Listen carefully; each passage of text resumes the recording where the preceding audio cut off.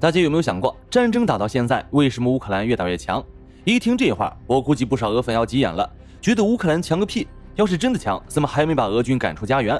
事实胜于雄辩，让我们看看下面这两条消息。首先是来自乌克兰军用网站 Defense Express 报道，乌克兰自主研发的滑翔炸弹套件已首度亮相巴黎欧洲防务展。这套炸弹有多强？一句话总结，它就是乌克兰版的 JDM。搭配500公斤级炸弹时，射程可超过130公里，足以轻松打爆俄军后方。其次是来自 The War Zone 的消息，德国第二防务与欧洲飞弹集团 MBDA 近日分别宣布，将与乌克兰合作生产火烈鸟与海王星导弹。这条消息直接表明，乌克兰战时自主研发的导弹已获得整个欧洲的认可，甚至可以说，欧洲在同类型导弹中找不到更具性价比的平替，只有乌克兰的导弹符合标准。从直击俄罗斯前线与后方的乌版 JDM， 再到引发欧洲追捧的巡航双星，乌克兰的自主研发水平已经走到了俄罗斯前面。那么今天咱们就来好好聊聊乌克兰最近这几款大放异彩的武器到底强在哪里？乌克兰又是在怎样的绝境下将其自主研发出来的？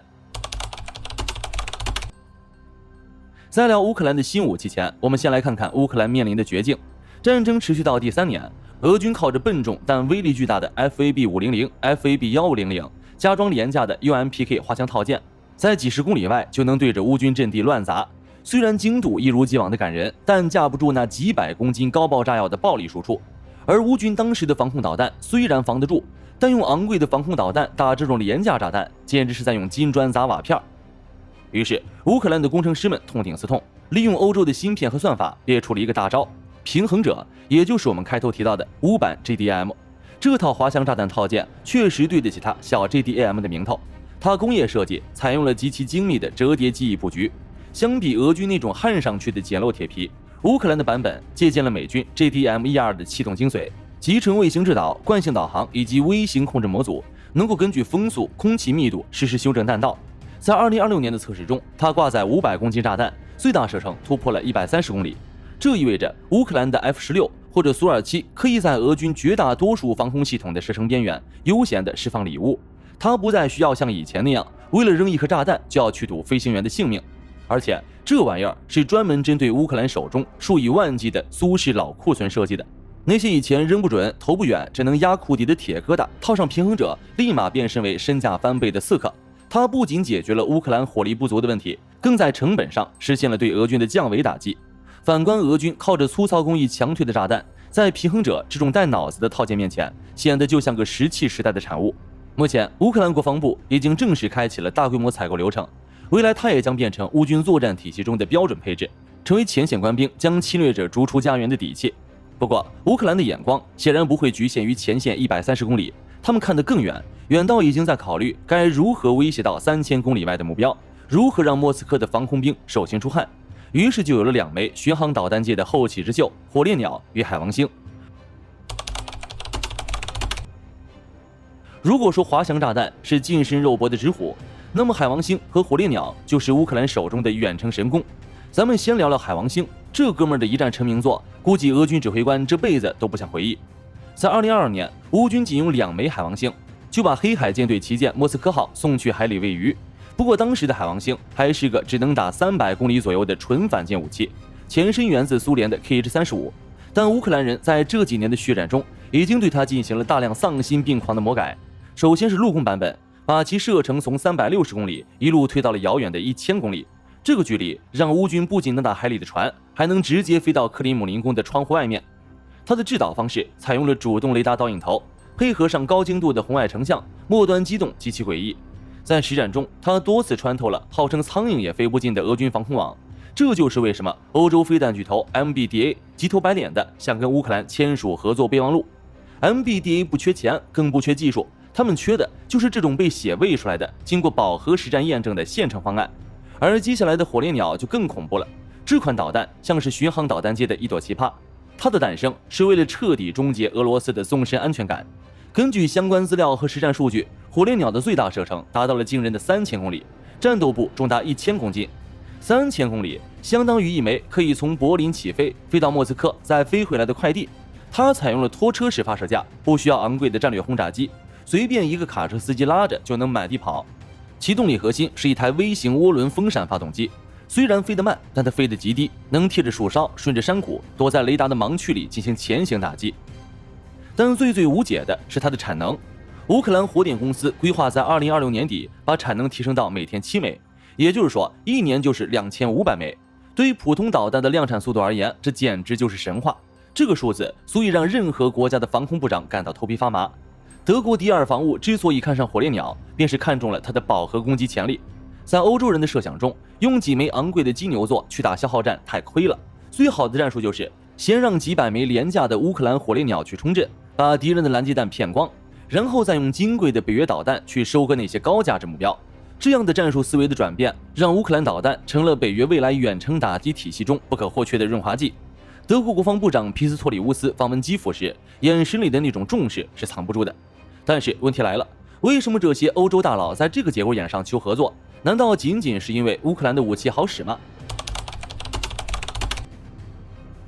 不少人应该记得，战争之初都在赌欧洲会不会援助乌克兰，但现在局面完全变了，都在赌乌克兰会不会援助欧洲。为什么短短几年乌克兰会完成逆向输出的逆袭剧本？长期以来，欧洲各国在远程打击能力上其实是非常虚弱的。虽然法德英都有自己的长程飞弹研发计划，但那些方案大多还在实验室里走流程。按照欧洲那种慢悠悠的节奏，这些新武器预计要到2030年代才能服役。而眼下的战场证明，现代战争对消耗品的要求是海量的，是按照天来计算产量的。你手里有10枚价值1000万美金的神级导弹，可能还不如我有1000枚价值50万美金的可靠导弹。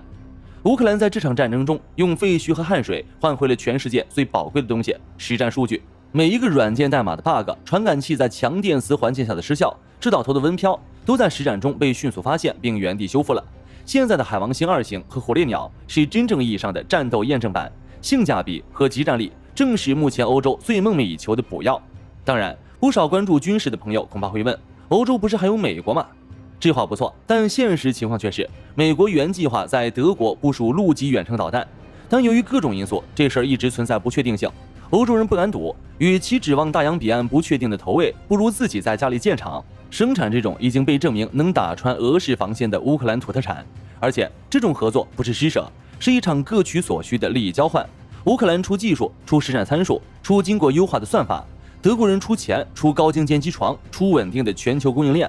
一旦德国的生产线开动，乌克兰的导弹将不再是地库作品，而是北约标准导弹。它也将披上欧洲制造的质检外衣，成为一种可以横扫全球市场的战略商品。这种逆向输出让乌克兰在国际外交桌上的筹码从哭穷变成了谈生意。他在向世界宣告，我不仅能用你们的武器打仗，我还能教你们怎么造能赢的武器。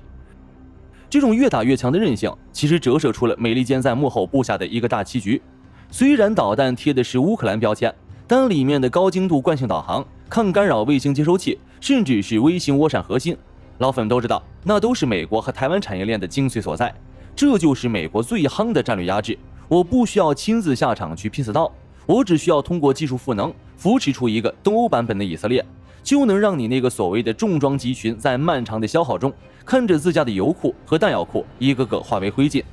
这种建立在实战进化基础上的技术霸权，才是对手感到最无力的。那么，当这种技术合体彻底完成后，俄罗斯的战略纵深还剩下多少安全感？在面对年产2500枚、具备自主识别能力的导弹时，俄罗斯的防御系统拿什么来防？总的来说，随着平衡者炸弹和火烈鸟导弹的批量化，俄罗斯以前那种依靠领土大换来的战略优势正在迅速蒸发。以前乌克兰打俄罗斯纵深得靠自杀式无人机，虽然也能搞破坏，但也只是搞点破坏，无法影响整体的战局。但现在带着1000公斤战斗部的火烈鸟来了，带着500公斤精确制导的平衡者来了，这玩意儿一发下去，一个火车站、一个石油精炼厂或者一个防空导弹阵地，直接就得从地图上消失。更恐怖的是，乌克兰的生产模式已经进入了战时迭代状态。他们在分散、隐蔽、深埋地下的工厂里，利用模块化组装，实现了让欧洲军工专家都目瞪口呆的交货速度。这就是为什么我一直说，乌克兰已经掌握了现代战争的绝对算法。他们不追求像 B-21那样完美的隐身，而是足够准的饱和打击。只要我的导弹够便宜，数量够多，你的拦截系统就是我的刷分器。当这种乌克兰方案与德国、欧洲的顶级制造能力合体后，对手面临的将不再是零星的挑衅，而是如蝗虫般飞来的具备群体协作能力的智能化武器群。乌克兰已经用4年时间证明，在欧洲体系的全面架势下，一个原本依赖苏联残余技术的国家，能在战火中把自己磨成一把伸向敌人心脏的顶级手术刀。现在的乌克兰正在成为整个北约仰赖的武器孵化器。那些还在嘲笑乌克兰是要饭空军的人，可能很快就要在自家的雷达屏幕上面对那些呼啸而来的带着复仇火焰的导弹们了。对此，我想问俄罗斯，你做好准备了吗？好了，本期关于乌克兰国产武器逆袭的故事到这里就结束了。大家认为，当乌克兰的巡航导弹年产量真的突破2500枚时，莫斯科手底下是否还有足够的筹码抗衡？逆袭的乌克兰又将在未来带给我们怎样的惊喜呢？欢迎在评论区讨论，感谢大家的点赞、订阅和转发，咱们下期视频再见。